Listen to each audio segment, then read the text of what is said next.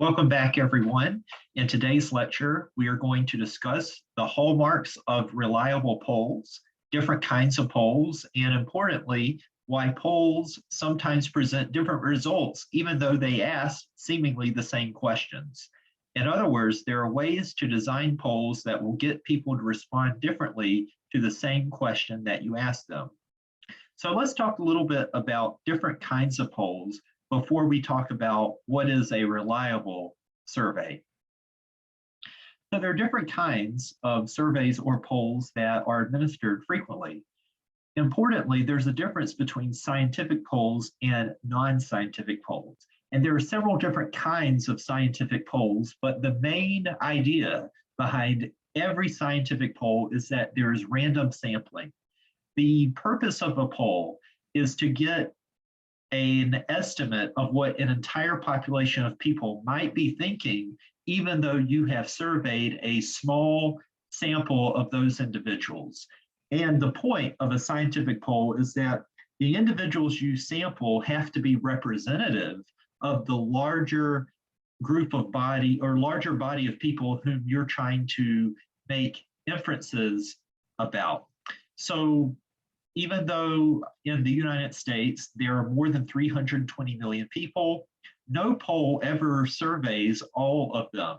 And in fact, most public opinion polls sample somewhere between 1,000 and 1,500 people randomly because it's possible, or it has been shown to be possible, to get a pretty reliable estimate of what the entire nation is thinking based on a small sample that is generally representative of the larger nation.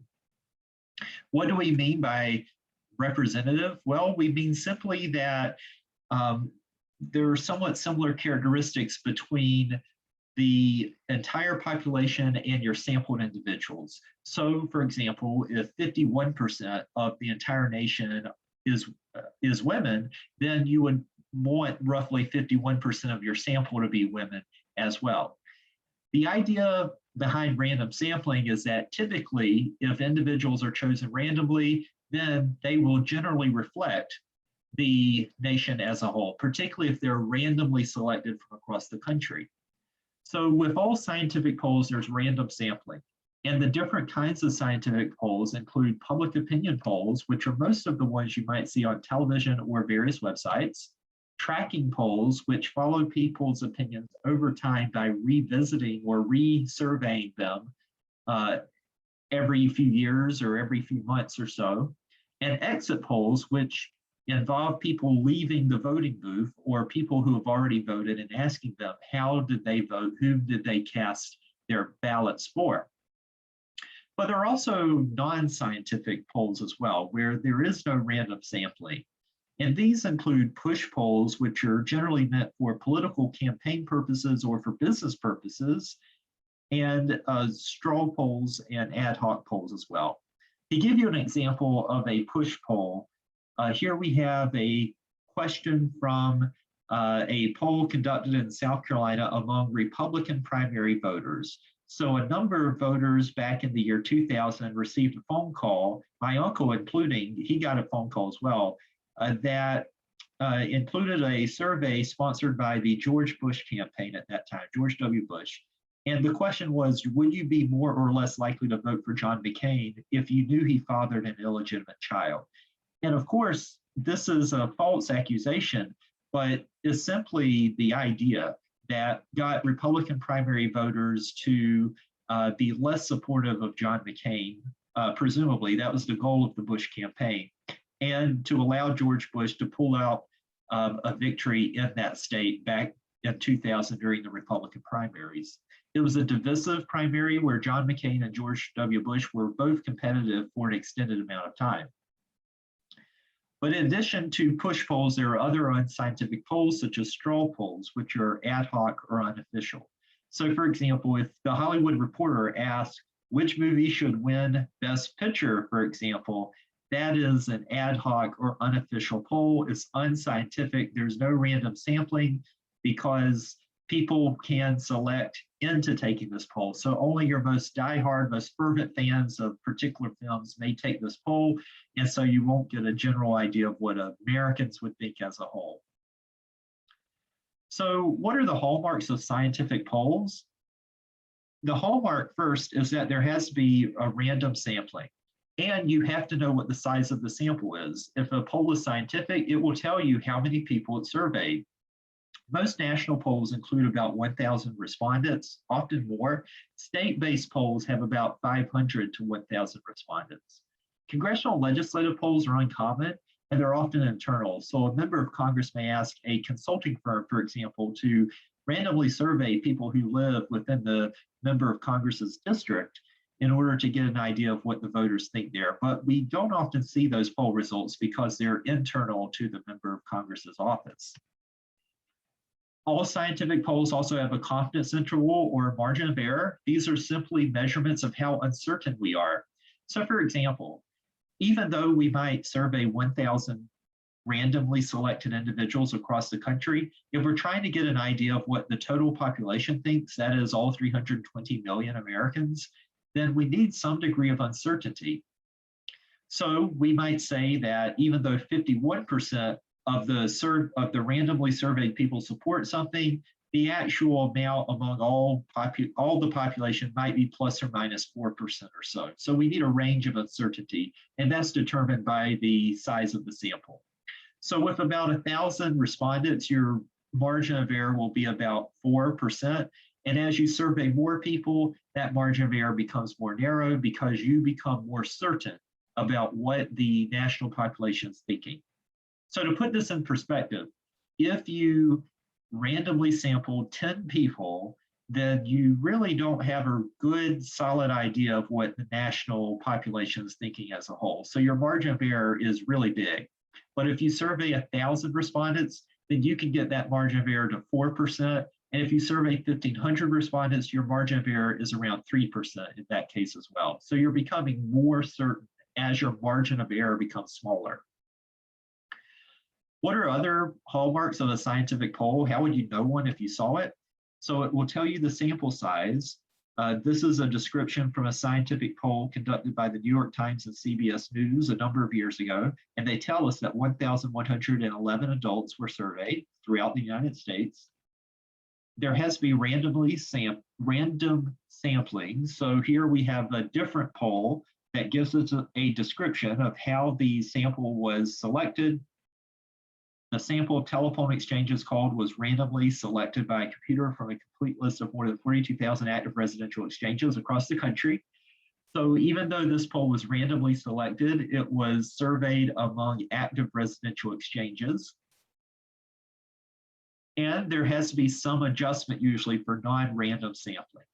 So for example, if the people whom you selected randomly do not reflect the demographics of the entire population, perhaps your sample has a greater percentage of men than women than the population, or a greater percentage of a particular racial or ethnic group, for example, than the general population, then there may be some adjustment for that variation, which involves weighting different respondents differently. That is, weighting their responses differently depending on what sample within your surveyed people you want to reflect better to match the national population. And also there's almost always, or there should always be, a confidence interval or margin of error. That will give you an idea of how reliable the polling results are in terms of whether it reflects the national population as well. So for example, in theory, in 19 cases out of 20, overall results based on such samples will differ by no more than 3 percentage points. So 3 percentage points is the margin of error, and the confidence interval would be the 19 cases out of 20. So for those who have had statistics, your confidence interval is referring to your p-value or your level of certainty. So in other words, they're saying that if you were to conduct the survey 20 times over again, 19 times, it would be within 3 percentage points of the actual population estimate. So how do you not conduct a poll? What is a non-scientific poll? So the question wording matters. There are different ways to elicit different responses from people. The general principle of question wording is that every respondent should understand the question and be able to answer it with reliability. However, different political organizations and businesses have motivations to not ask questions in particular ways that are reliable.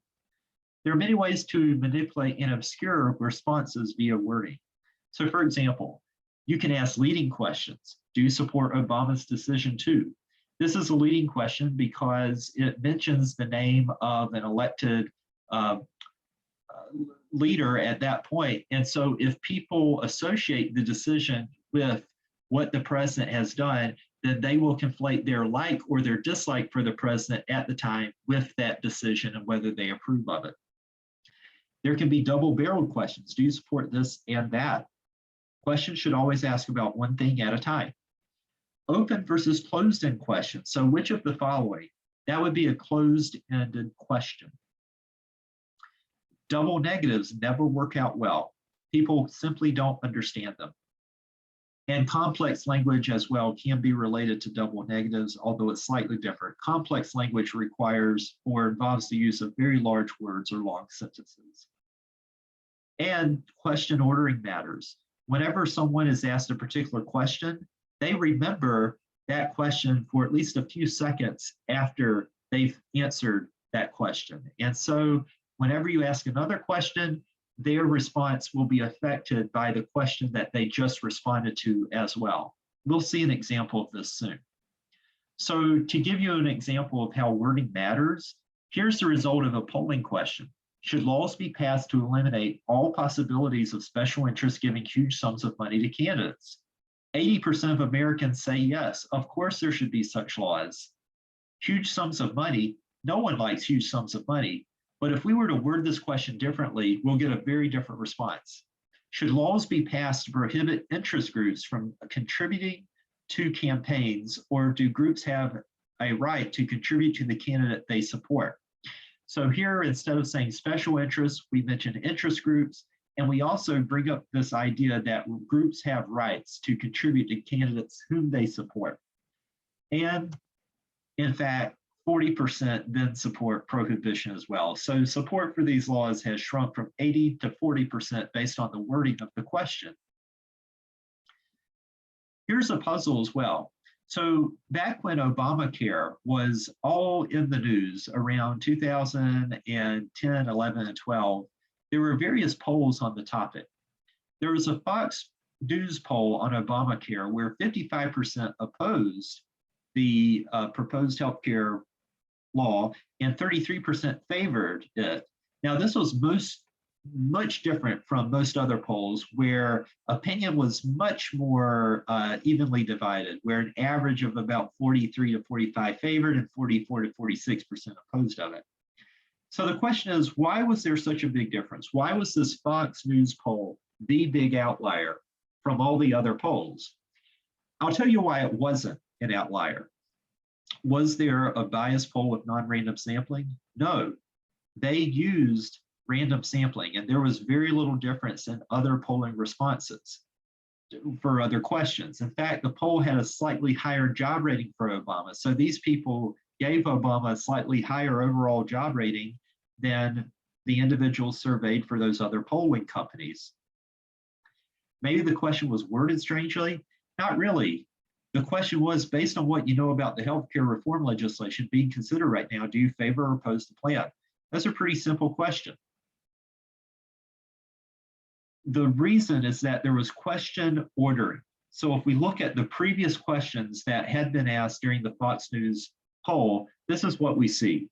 So if you were taking this poll, you'd be asked first, do you think the Obama administration is in touch with what the American people want or not? So far, do you think the Obama administration has started to bring real change to Washington, or is more of the same? Do you think Barack Obama is on television too much, about the right amount, or is Obama not on television often enough? And then finally, based on what you know about the healthcare reform legislation being considered right now, do you favor or oppose the plan? And so these three questions before the actual healthcare question serve to prime people's responses about President Obama, and it served to conflate whether these people liked Obama or disliked Obama with whether they liked healthcare or they did not like healthcare.